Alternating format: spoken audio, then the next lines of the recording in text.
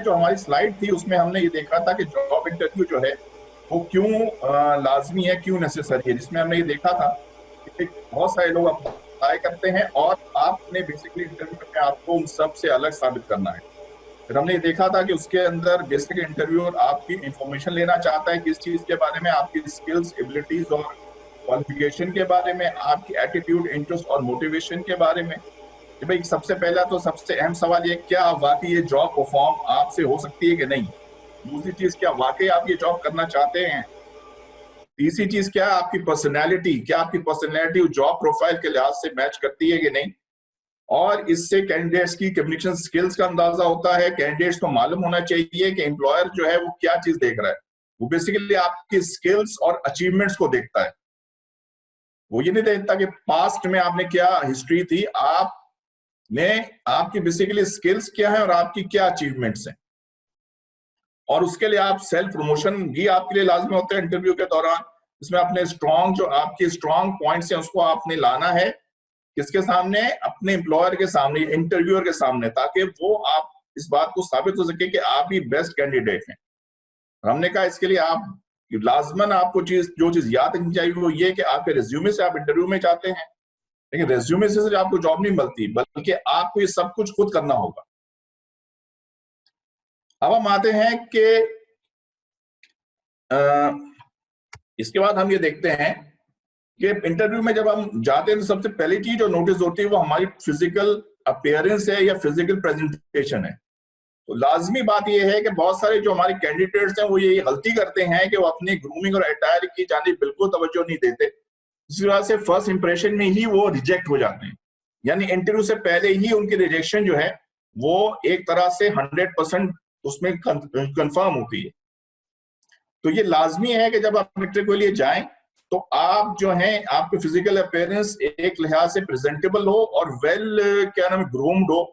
आपके क्लोथ्स जो हैं, आपके कपड़े साफ होने चाहिए, इस्त्री होने चाहिए, आयरन्ड होने चाहिए। आप जो है आप घर से वॉशअप होके जाएं, आपके बाल साफ होने चाहिए। आप जो है बहुत ज्यादा एक्सेसिव परफ्यूम इस्तेमाल ना करें, बल्कि मॉडरेट उसमें परफ्यूम इस्तेमाल करें। आपसे सिगरेट या अल्कोहल की या कोई और स्ट्रॉन्ग स्मेलिंग फूड्स की स्मेल नहीं आनी चाहिए, ये बहुत इंपॉर्टेंट है। ऐसा ना हो कि इंटरव्यू लंच के बाद हो और आप जो है लंच के बाद आपने कोई ऐसी चीज लंच के अंदर इस्तेमाल कर ली हो जिसकी वजह से आपके मुंह में स्मेल आ जाए। तो इसको आपको ख्याल रखना है कि आप माउथ फ्रेशनर आपके पास होना चाहिए ताकि वो स्मेल जो है वो महसूस ना हो। और अगर आपकी फेशियल हेयर है, यानी आपकी आपकी वो दाढ़ी वगैरह है, तो वो जो है वेल ग्रूम होनी चाहिए। जैसे कि यहाँ आपको एग्जाम्पल से बताया गया है कि बिजनेस अटायर क्या होता है और जो नॉन बिजनेस अटायर है, जो कि एक तरह से ये कैजुअल अटायर कहते हैं, वो एक इंटरव्यू के दौरान बिल्कुल भी एक्सेप्टेबल नहीं है। तो सबसे पहली जो चीज है ये आपकी फिजिकल अपीयरेंस है, जो आपको इंटरव्यू के अंदर एक तरह से फर्स्ट इंप्रेशन आपके बारे में एक इंटरव्यूअर के सामने क्रिएट करती है। अगर आपकी फिजिकल अपीयरेंस अच्छी नहीं होगी तो यूं समझें कि इंटरव्यू से पहले ही या आपके कुछ बोलने से पहले ही आप रिजेक्ट हो जाएंगे।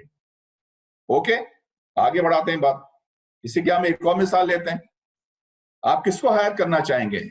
इन साहब को, जिनके हुलिये से नजर आ रहा है कि वो कितने ज्यादा ऑर्डर में काम करते हैं, या वो कितने डिसिप्लिन्ड हैं, या कितने सीरियस हैं बेसिकली अपनी जॉब से, या इन साहब को? तो ये है फर्स्ट इंप्रेशन कि इंटरव्यूअर जो है वो आपके बारे में अंदाजा लगा लेता है। फर्स्ट इंप्रेशन वहीं से क्रिएट होता है जब आप रूम के अंदर दाखिल होते हैं। तो लिहाजा लाजमी है कि आप अपनी फिजिकल अपीयरेंस में आपको तवज्जो होनी चाहिए। और मैं इसमें एक बहुत अहम बात बताता हूं लोगों को कि भाई देखें, ये चीज अगर हमारे यहाँ 100% में से 90% स्टूडेंट्स या यूथ ऐसे होती है जिनको ऐसी क्लोथिंग की आदत नहीं है, जिसे हम एक तरह से फॉर्मल अटायर का नाम देते हैं। वो इसलिए कि जब वो अपनी यूनिवर्सिटीज में जाते हैं या अपनी कॉलेजेस में जाते हैं तो जिस हुलिये में वो अमूमन रात को सोते हैं उसी में चले जाते हैं। फिर हमारे यहाँ जो है यूनिवर्सिटीज में और कॉलेजेस में जो है वो जो एटमॉस्फेयर कुछ ऐसा है कि लोग पान, गुटखा, सिगरेट आजादाना इस्तेमाल करते हैं, एक दूसरे से बातचीत करने में और क्लास में भी ये सब चीजों का इस्तेमाल हो रहा होता है।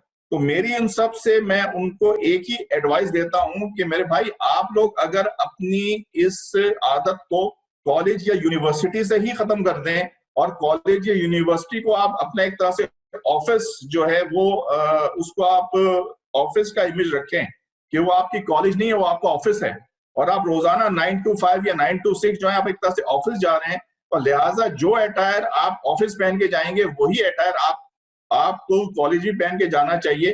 तो यूं समझें तो फिर इससे एक फायदा ये होगा कि कम से कम जब आप इंटरव्यू के लिए जाएंगे तो आपको ज्यादा मुश्किलात का सामना नहीं करना होगा, और आपकी फिजिकल जो अपीयरेंस है और जो आपकी जो आदत है जिसकी वजह से आप इस काबिल हो चुके होंगे कि आप जो है अपना एक इंप्रेशन क्रिएट कर लें, जो कि मैंने आपको पिछली स्लाइड के अंदर बताया। तो ये एडवाइस अगर मेरे जो पार्टिसिपेंट्स हैं हजरात, अगर वो फॉलो करते रहें तो मेरे ख्याल में उनको काफी हद तक वो अपने फिजिकल अपीयरेंस के मामले में अपने आप को फिट साबित कर देंगे। ठीक है जी, बात को आगे बढ़ाते हैं। मोस्ट इंपॉर्टेंट टिप क्या है? मेरी नजर में सबसे ज्यादा इंपॉर्टेंट टिप जॉब इंटरव्यू की क्या है कि जॉब इंटरव्यू में जब आप जाएं तो आपका एक पॉजिटिव माइंडसेट होना चाहिए। ये मिसाल तो हर एक को मालूम है कि हाफ ग्लास और हाफ एम्प्टी वाली, कि अगर एक ग्लास हाफ फुल है और हाफ एम्प्टी है तो आपके लिहाज से आप उसको कैसे परसीव करते हैं? क्या आप पहले हाफ फुल को देखेंगे या हाफ एम्प्टी को देखेंगे?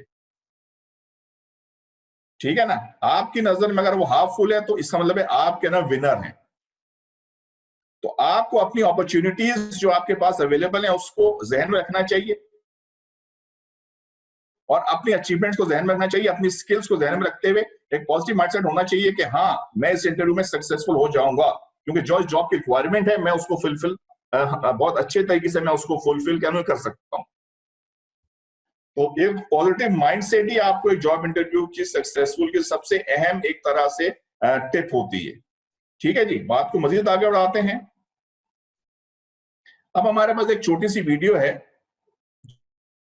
जो कि मैं बाबा से रिक्वेस्ट करूंगा कि अगर वो उसको प्ले करें। बेसिकली इंटरव्यू जो है इसके अंदर कुछ जो है टिप्स के बारे में बताया गया, और ये टिप्स के बारे में बताया है हार्वर्ड यूनिवर्सिटी की जो एडवाइजर हैं, उन्होंने इसके बारे में जो है बताया है कि कौन सी ऐसी टिप्स हैं जिससे हम एक सक्सेसफुल इंटरव्यू, जॉब का इंटरव्यू सक्सेसफुल हमारा हो सकता है।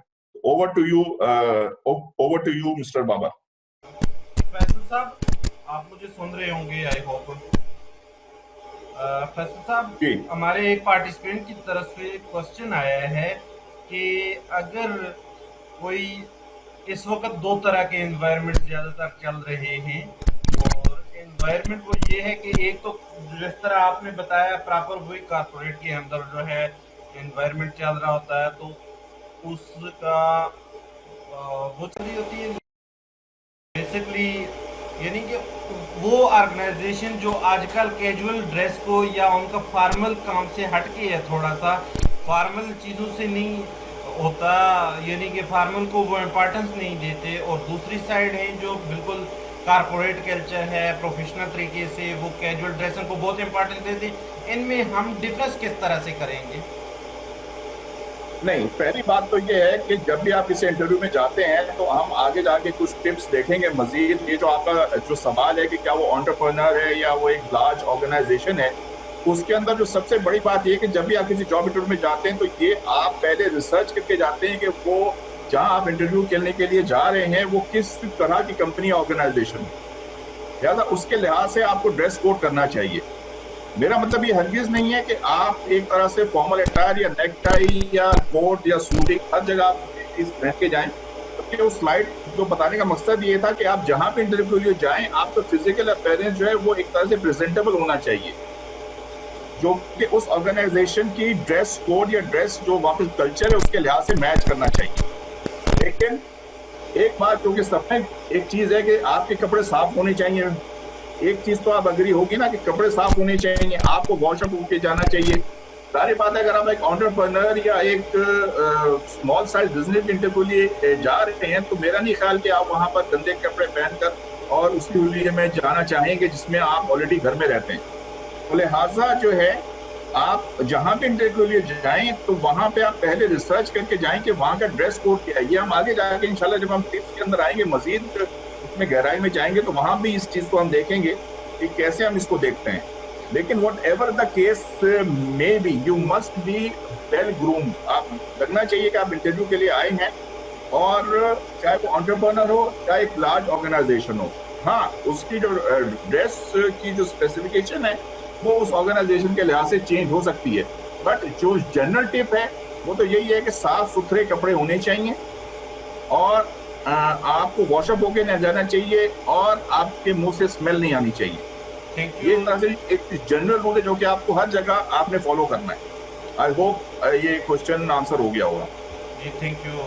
आई होप कि हमारे पार्टिसिपेंट्स का क्लियर हो गया होगा, आंसर उनको मिल गया होगा। अगर वो मज़ीद पूछना चाहते हैं तो दोबारा से टेक्स्ट कर सकते हैं। Qualifications, your relevant qualifications. You want to ask yourself how you can meet the employer's needs, what you bring to the table, and how you can add value.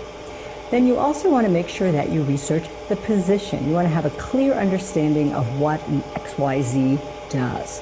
Okay? Again, meeting the needs of the position. You also want to research the employer. So they might say, why do you want to work for us? What do you know about us? So who's the CEO, history, products, services, competitors, etc. And then finally, I would say that you want to research the industry as well. So you, the position, the organization, and the industry. You want to make sure that you've prepared a series of short, relevant stories, okay, about yourself. It's something called the show and tell method. So you don't just want to say, like, these are my skills. You want to be able to demonstrate, to have short, relevant stories that have a beginning, a middle, and an end.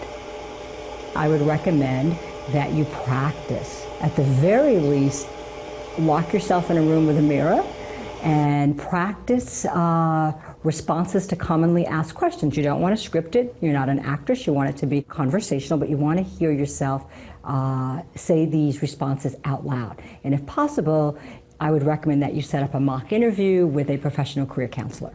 You want to make sure that you arrive on time. I generally say arrive 30 minutes in the vicinity, but about 10 to 15 minutes to announce yourself in the reception area. Then once you meet your interviewer, first impressions matter, and studies say it takes about 7 seconds. A prospective employer is immediately sizing you up. He or she is deciding, do they like you? Are you intelligent? Are you kind? Okay. You want to have good eye contact. You want to have a nice, strong handshake.